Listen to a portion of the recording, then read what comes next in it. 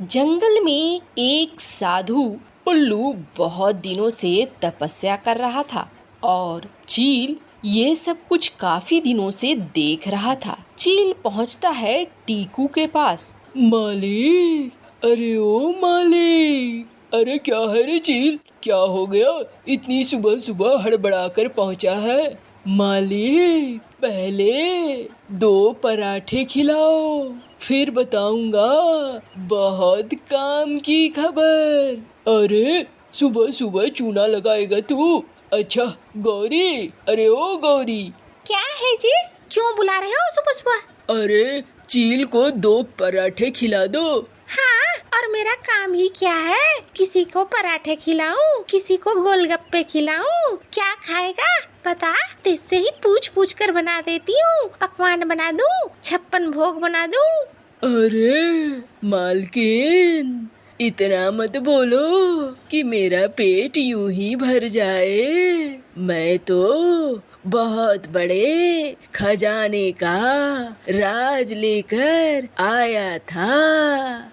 मालकिन, तुमने मुझे दुखी कर दिया, जा रहा हूँ मैं। अरे नहीं नहीं, ठहर जा चील। खजाने के नाम से तो टीकू की आंखों में चमक आ गई।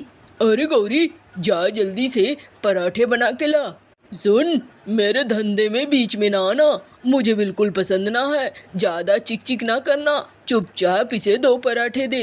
हाँ हाँ, मेरी औकात ही क्या है, एक नौकरानी से ज्यादा थोड़ी है। आखिरकार गौरी 2 पराठे चील को देती है। चील पराठे खाता है। अच्छा, अब जल्दी जल्दी बता, कहाँ पे है वो खजाना? मालिक, जंगल में एक साधु महाराज आए हैं और वो जादुई शक्तियों के मालिक हैं। जंगल के पंछियों की मन की बात पूरी कर रहे हैं। सोचो मालिक, अपने बड़े से दिमाग में छेद करके कुछ निकालो। अरे वाह, आइडिया तो अच्छा है, आज ही जाता हूँ वहाँ पे।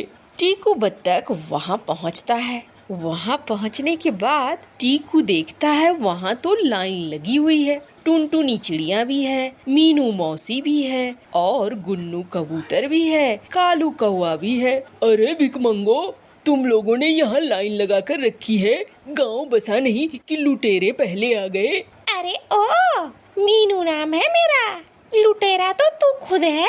इतना अमीर है, यहाँ क्या करने आया है? अरे मौसी मुझौसी, चुपचाप रहा करो। जहाँ धन हो वहाँ टीकू न पहुँचे, ऐसा कभी हो सकता है क्या?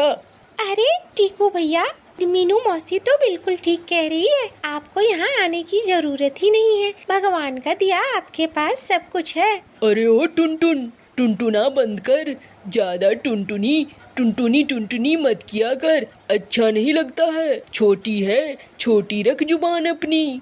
अरे टुनटुनी, क्या इससे जबान लड़ा रही है? ये तो है ही ऐसा। गुन्नू कबूतर भी बोल पड़ा। तभी कालू कौवा बोल पड़ा। मुझे पहले आना है, मुझे चाहिए धन। अरे ओ चील, ये बहुत लंबी लाइन बना रहे हैं, लाइन छोटी कर तो। हाँ मालिक, ये लो। उसने एक को ठोंठ मार दी। अरे अरे, क्यों मार रहे हो मुझे? सबको मारूंगा, खा जाऊंगा सबको, वरना भाग जाओ यहाँ से, जल्दी से सारे पंछी भागो। अब उड़ उड़ कर चील उन्हें परेशान करने लगा। सारे पंछी आखिरकार वहाँ से भाग जाते हैं। मीनू नाम है मेरा। अरे तुम्हारा नाम सुन सुन के मेरे कान पक गए हैं। मौसी, चली जा यहाँ से, न तो तेरा नाम रहेगा और न तू रहेगी। अरे नास पीटो, तुम लोगों को बहुत बुरा होगा। जा रही हूँ। टीकू भैया, ये आप बिल्कुल सही नहीं कर रहे हो। अरे टुनटुनी, निकल यहाँ से, मेरे हाथों से कोई बड़ा पाप ना हो जाए। निकल निकल यहाँ से। सारे पंछी भाग जाते हैं। उसके बाद टीकू पहुँचता है और गुफा के अंदर देखता है साधु महाराज उल्लू तपस्या कर रहे हैं। टीकू और चील दोनों ही एकदम संस्कारी की तरह खड़े हो जाते हैं।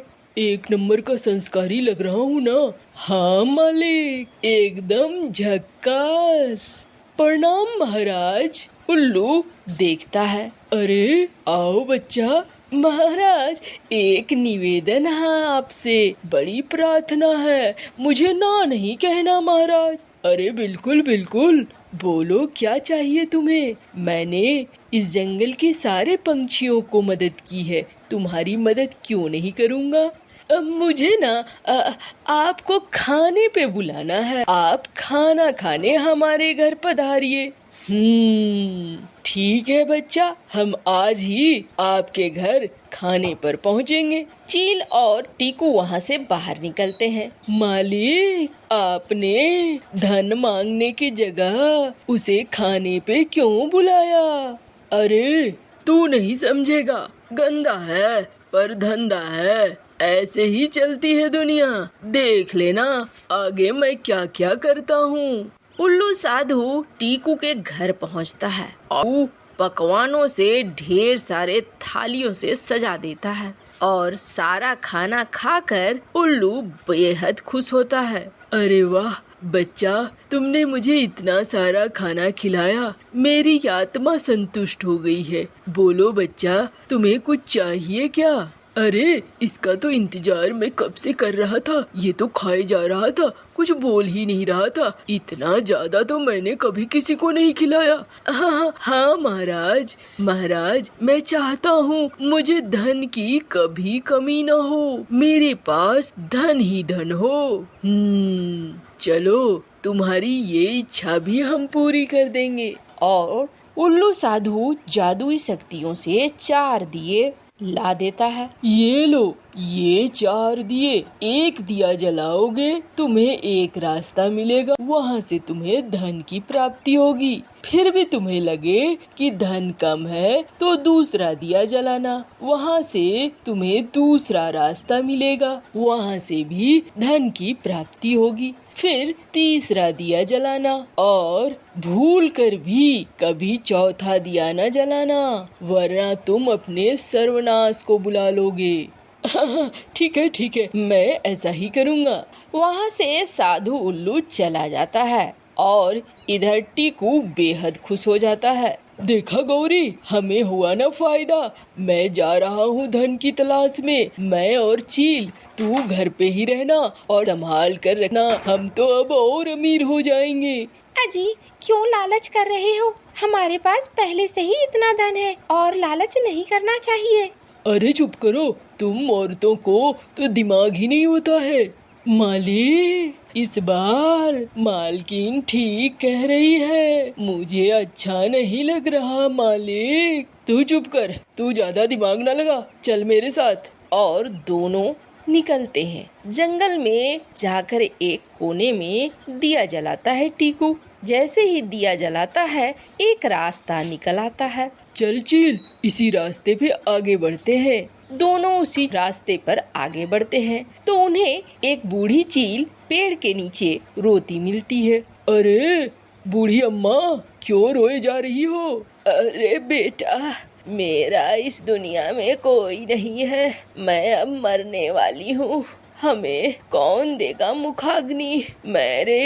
मुझे अग्नि दे दोगे बेटा, जो भी अग्नि देगा उसे मैं धन दूंगी। मेरा धन पास में ही मेरे घोंसले में पड़ा हुआ है। धन की बात सुनकर टीकू को लालच आ जाता है। हाँ, मैं तुम्हें अग्नि दे दूंगा। और इतना सुनकर वो बूढ़ी चील मर जाती है, जिसके बाद टीकू और चील मिलकर उसे अग्नि दे देते हैं। जब वो उसकी झोपड़ी में पहुंचता है तो देखता है एक छोटा सा थैला धन का है। अरे ये तो बहुत छोटा सा है, इससे मेरा क्या होगा। बताओ चील, इतनी मेहनत करी इस छोटे से धन के लिए, मुझे तो और चाहिए। मालिक थोड़ा सोच समझ कर, तू दिमाग न लगा। आखिरकार दूसरा दिया भी टीकू जला देता है। जैसे ही दूसरा दिया जलाता है एक नया रास्ता फूट पड़ता है और वो रास्ता बेहद सुंदर था। उसे देखकर ये देख, ये देख बड़ा सुंदर है, यहाँ लगता है बहुत सारा पैसा मिलेगा। और ये कह के आगे बढ़ जाता है। आगे उसे एक गड्ढे के पास ढेर सारी तितलियां फड़फड़ाती दिखती हैं। अरे यहाँ लगता है कुछ है, इस गड्ढे को खोदते हैं। उस गड्ढे को चील और टीकू खोदते हैं तो वहाँ एक हार मिलता है, वो भी चमचमाता। अरे इतने से धन से मेरा क्या होगा, मुझे और चाहिए। और तीसरा दिया भी जला देता है। एक और रास्ता खुलता है। उस रास्ते पर दोनों आगे बढ़ते चले जाते हैं। सामने एक पेड़ दिखाई देता है। उस पेड़ पर एक मटका लटक रहा था। टीकू चील को कहता है, जाओ उस मटके को उतार ला। चील उस मटके को उतार लाता है और उसमें सोने चांदी के सिक्के थे। ये हुआ ना, ये थोड़ा धन हुआ। मुझे लगता है ना उस चौथे दिए से अपार धन मिलने की संभावना है, इसीलिए उस साधु ने मुझे बताया नहीं। चल चौथा दिया भी जलाते हैं। मालिक थोड़ा संभल जाओ मालिक, ये सही नहीं होगा। अरे चुप कर, मैं बुद्धिमान हूँ, मुझे पता है। और आखिरकार टीकू चौथा दिया भी जला देता है। एक रास्ता दिखाई देता है। रास्ता बेहद सुंदर था। दोनों उस रास्ते में आगे बढ़ते चले जाते हैं और उन्हें सामने एक बड़ा सा महल दिखाई देता है। देख कितना सुंदर और कितना बड़ा महल है। उस महल को देखकर दोनों ही खुश हो जाते हैं। दोनों उस महल के अंदर पहुंचते हैं तो देखते हैं एक बूढ़ा बाज चक्की चला रहा है और वहाँ पर ढेर सारा धन है। उस चक्की से और भी धन निकल रहे हैं। वो बूढ़ा बाज टीकू को कहता है, अपार धन चाहिए तुम्हें? अगर अपार धन चाहिए तो इस चक्की को चलाओ। इस चक्की को चलाने से बहुत सारा धन निकलेगा। हाँ हाँ मुझे चाहिए, आप उठो, मैं चलाता हूँ। वो बूढ़ा बाज वहाँ से हट जाता है और टीकू चक्की पकड़ लेता है। चक्की चलाता है तो बहुत सारा धन निकलता है, लेकिन थोड़ी देर बाद टीकू थक जाता है। अब मैं थक गया, बस इतना ही, और धन नहीं चाहिए। लेकिन चक्की उसे छोड़ती ही नहीं है। अरे मैं हाथ क्यों नहीं हटा पा रहा हूँ? तो सुनो, मैं भी तुम्हारी तरह लालच में आया था और देखो जवान आया था, बूढ़ा हो गया चक्की चलाते चलाते। अपार धन के लालच में जो एक बार यहाँ आता है वो फंस जाता है। अब कोई दूसरा आएगा, वो चक्की चलाएगा, तभी तुम छूट पाओगे। धन्यवाद मुझे बचाने के लिए, मैं तो चला अपने घर। और बूढ़ा बाज वहाँ से उड़ जाता है। अरे चील सुन, तू चला ले भाई ये चक्की। मालिक मेरा ऊपर वाला माला इतना खाली नहीं है, मैंने सबकी बात सुन ली है। मुझे पता है मालिक, अगर मैं चक्की चलाऊंगा तो मैं भी फंस जाऊंगा। मैं नहीं फंसने वाला। मालिक आप चिंता न करना, ये जो धन आपने पहले 3 दियों से हासिल किया है उसे लेकर मैं जाता हूँ। मैं मालकिन का भी ख्याल रखूंगा और बच्चों का भी। आप चक्की चलाते रहो मालिक। अरे चील तू ऐसा करेगा मैं बिल्कुल नहीं सोच सकता था, तू तो मेरा वफादार नौकर था। मालिक समय बदल गया है मालिक। और कहकर चील वहाँ से उड़ जाता है।